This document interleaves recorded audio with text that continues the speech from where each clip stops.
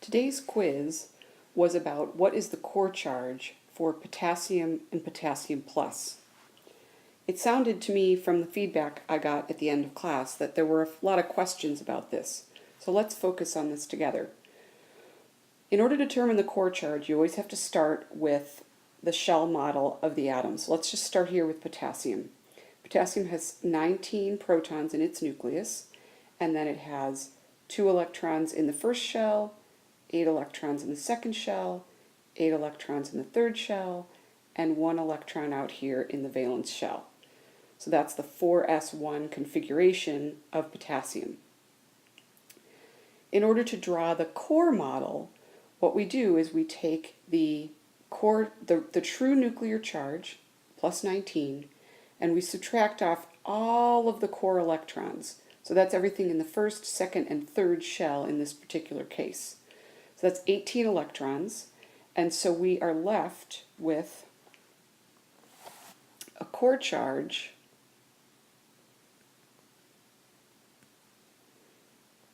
of 19 minus the 8, so 19 is the protons in the nucleus, 18 is the core electrons, and so we're left with a core charge of plus 1. And as we learned before the test last week, in a neutral atom, the number of valence electrons is always equal to the core charge. Now that changes when we're talking about potassium plus. And potassium plus has the same 19 protons in the nucleus, but because it has lost this valence electron, it now only has 3 shells. So this is the n=1 shell, n=2 shell, n=3 shell. And it has a total of 18 electrons. When we ask what the core charge is, we now have to say, well, what is valence and what is core? In this new configuration, the outermost shell, which is the n=3 shell, is now the valence, and these 2 inner shells are the core. So to calculate the core charge, we still start with the nuclear charge,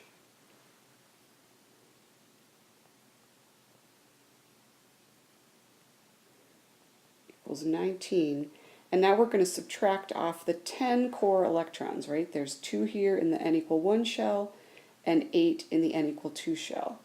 So that's 10, and so we're left with a core charge of plus 9. Now let's just stop and ask what that means for just a minute. What the difference here means is that this one valence electron, if you were to interview it, or if you were to try to perceive what does it think is in the nucleus, it would say, there's about 1 proton in the nucleus, because all of these core electrons in here are blocking its ability to be attracted by the full nuclear charge. So it feels about a core charge of plus 1. In K plus now, because the valence shell is shielded by fewer core electrons, now each one of these valence electrons, all 8 of them, feel approximately a nuclear charge of plus 9. If you still have questions about this, feel free to post something on Piazza or come to office hours.